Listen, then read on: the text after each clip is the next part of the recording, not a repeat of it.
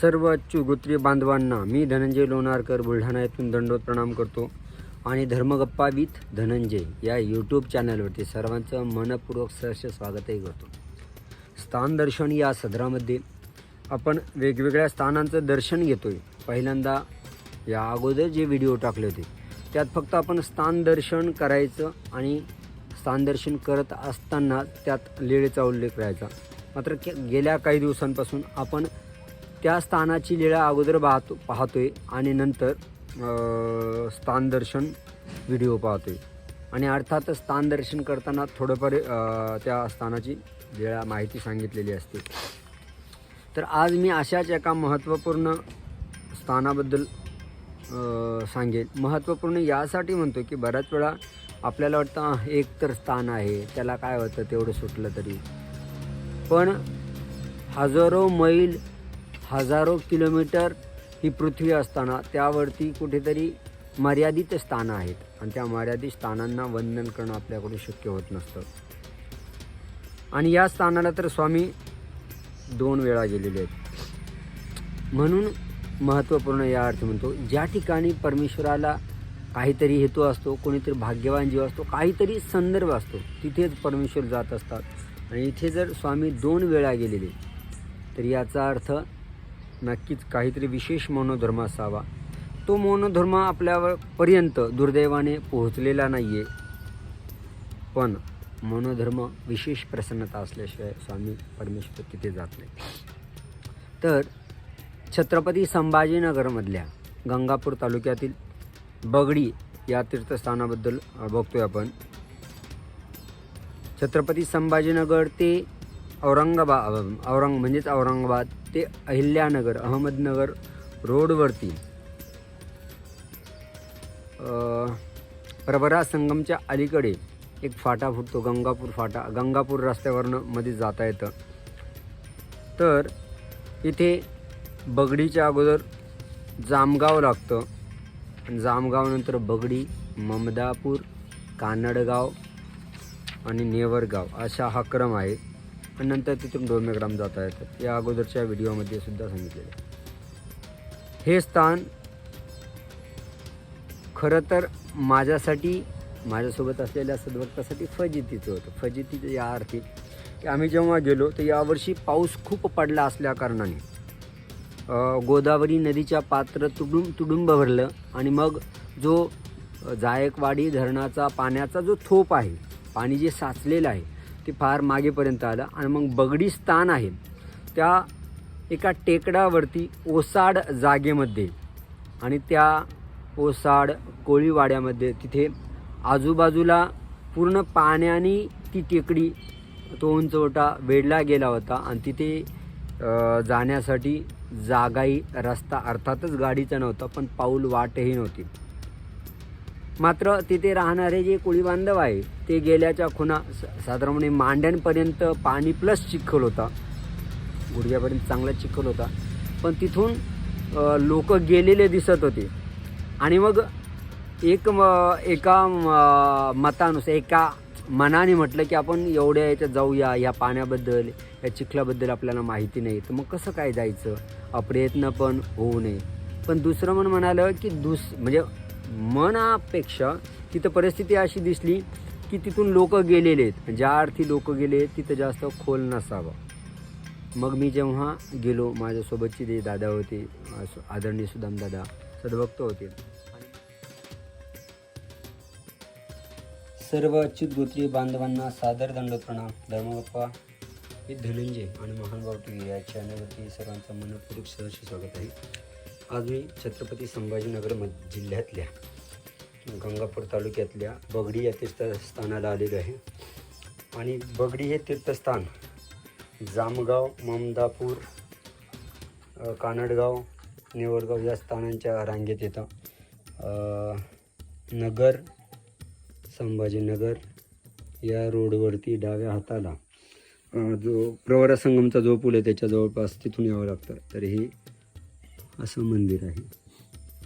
आता मी तुम्हाला यायला खरं तर अवघड होतं, पण देवाच्या कृपेने दर्शन झालेलं आहे देवाचं. हे टापू असं टापू म्हणता येईल. टापू आहे.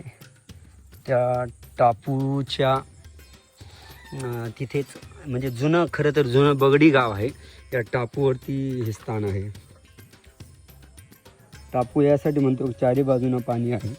आणि आत्ता जेव्हा पूर आलता तेव्हा त्या पूर हे स्थान आणि हे छोटीशी काय वस्ती गाव चारी बाजूनी पाण्यात वेढलं गेलं होतं. आणि मी आत्तासुद्धा जवळजवळ मांडे एवढ्या पाण्यातून चिखलातून आलो आहे. तर मग जेव्हा पूर आला तेव्हा किती पाणी असेल हे तुम्हाला दाखवतो. मी आता परत चाललेले लाईव्ह केलं तर मी या संदर्भातल्या म्हणजे पाण्याचं येतानाचं लाईव्ह केलं तर ते आता ते पुन्हा तुम्हाला दाखवतो.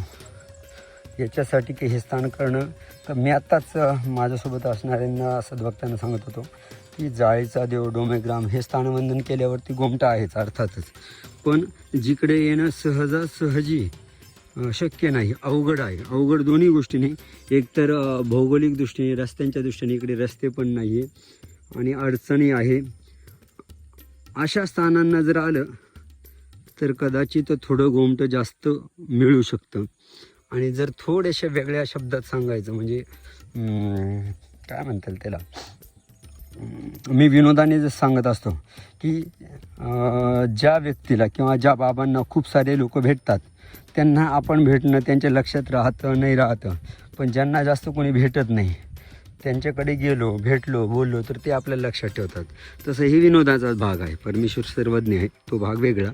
परंतु ज्या स्थानांकडे कोणी येत नाही जास्त लोक, तिकडे आपण आलं तर देवाची जास्त कृपा होऊ शकते. त्याचं कारण कसं, देव म्हणतात हा खरा भक्त दिसतोय माझ्याकडे आला आहे म्हणजे. बाकीचे खरे भक्त नाही का, अर्थात तेही आहे, परंतु ज्या स्थानांकडे कोणी येत नाही त्या स्थानांच्याही वंदनाला तिकडे जाणं म्हणजे ही शारीरिक, मानसिक, आर्थिक या तीनही गोष्टींची कसोटी असते. ज्या अर्थातच प्रत्येक ठिकाणी ती कसोटी राहते, पण इकडे जरा जास्त लागते. जसं हायवेनं समृद्धीने गेलं, स्थान केलं, मुख्य स्थान केलं, रोडवरचं स्थान केलं जिथं खूप त्रास नाही झाला आणि ते स्थान केलं तर त्याचं गोमटं पुण्य आहेत अर्थात, त्यात तर वादच नाही. पण इकडे जरा खडतर असल्यामुळे जितका माणसाला अधिक त्रास होतो किंवा माणूस घेतो तो त्रास परमेश्वर सहन केल्यामुळे, आपण तो त्रास सहन केल्यामुळे परमेश्वर आपल्यावरती विशेष कृपा, संकट, दुःख दूर करतात, यात अजिबात मला शंका नाही. आणि हे मी अर्थातच मी सांगत नाही, तर आपलं लीळाचरित्र बघा. सहजासहजी ज्या भक्तांना दर्शन झालं देवाचं, सहजासहजी ज्या भक्तांना दर्शन झालं त्यावेळेसची स्वामींनी सांगितलेलं केलेलं निरूपण, आणि ज्या भक्तांनी भावाने, श्रद्धेने, भक्तीने, देवाच्या ओढीने आपल्या त्रासाचा विचार न करता वेधाने हवं तर म्हणा देवाकडे आले, त्यावेळेस देवाने त्यांना संकटातून दुःखातून तारलेले. जसं आपल्या डोमेग्रामच्या छिन्नस्थळीवरचाच विषय हे बघा की पूर चाललेला आहे, तुफान पूर वाहतो आहे आणि तो पूर वाहत असताना त्या बाईला देवाचा इतका वेध लागला का ती सगळं देहभान विसरली आणि देहभान विसरून देवाच्या दर्शनाच्या श्रीमूर्तीच्या ओढीने निघाली आणि ती पाण्यावर चालत आली. अर्थात देवाने तिला तारलं. आपण नेहमी म्हणतो गंगे बुडता साधा तारिले, ती काय जाणीवपूर्वक घुसली नव्हती पाण्यात, तर देवाच्या भेटीची इतकी ओढ होती की रात्र आहे, पाण्याचा प्रवाह आहे, याचा विचार देवाला भेटायचं, देवाचं दर्शन झालं पाहिजे, देवाची भेट झाली पाहिजे, एकच वेध.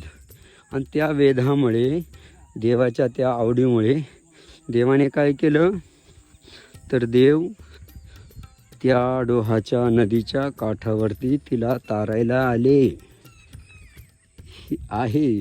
देवाला जर आपण खूप श्रद्धेने भावाने जर बोलवलं तर देव येत असतो, पण कुठेतरी देवाला जो भाव हवा, देवाला जी श्रद्धा अपेक्षित आहे, देवाला जी भक्ती अपेक्षित आहे, ती भक्ती आपल्याकडून तशा प्रमाणात होत नाही.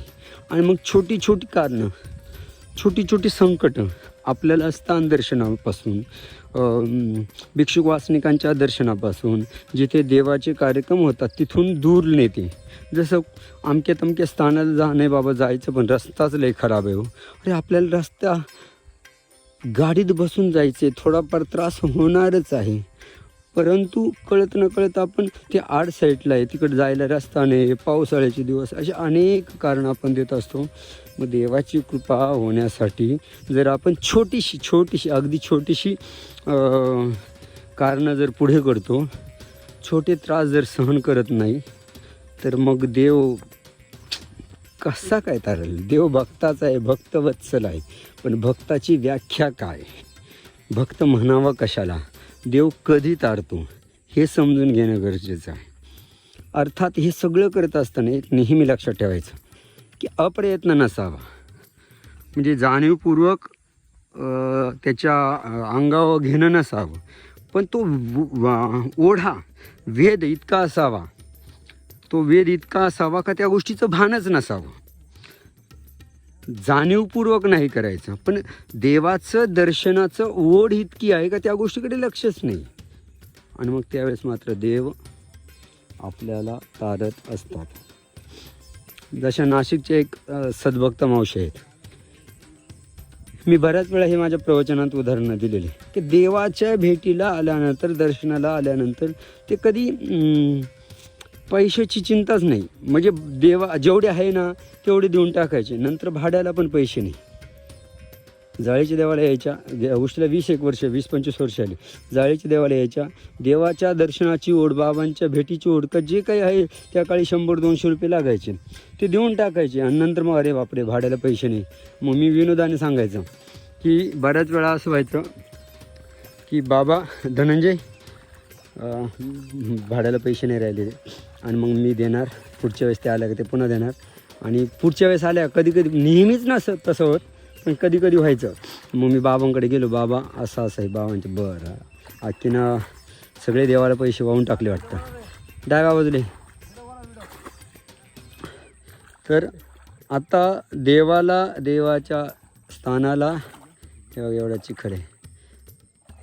थोडंसं डाव्या हाताला भरत भाऊ, डाव्या आपले, हां बरोबर, आता बरोबर चालले तुम्ही, जा सरळ.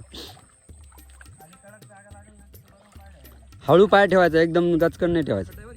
हां झालं, तेवढंच झालं, देवाने पार केलं तुम्हाला. आता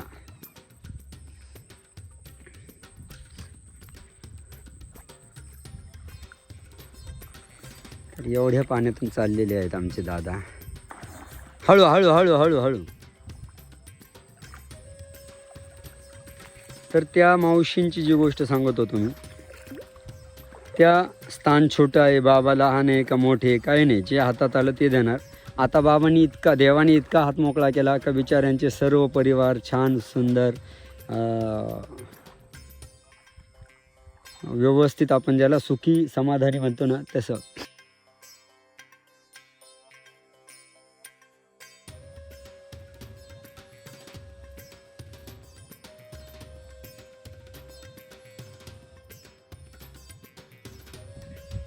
आता हे जे पाणी आहे ना इथं, हे जे गाव मी तुम्हाला दाखवलं, ते गाव इथं किती पाणी असेल, ती समोरची जी बाभूळ दिसते ना, ही बाभूळ, त्या बाभळीपर्यंत ते ऊस वगैरे हे झालं होता, काय म्हणतात त्याला, पाण्यात डुबला होता. आता माझे आयो हळू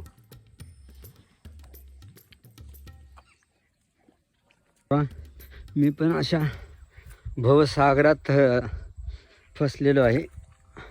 हळू सुदाम बाबा, हळू.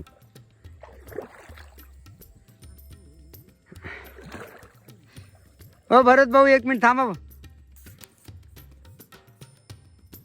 फोटो. आऊ, दगडात पाय अडकला. श्रीची गजरा, ए देवा.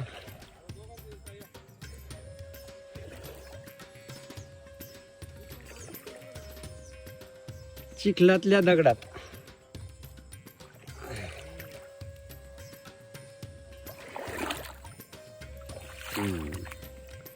देवा, हे जे दुःखाचा चिखल आहे ना, संकटांचा जो गरगट झालेला आहे ना, गाळ झालेला आहे, त्यातून सोडव लवकर. हळू हळू हळू हळू हळू, मी तुम्हाला हळू सांगतोय. दगड मध्ये त्या काही काही दगड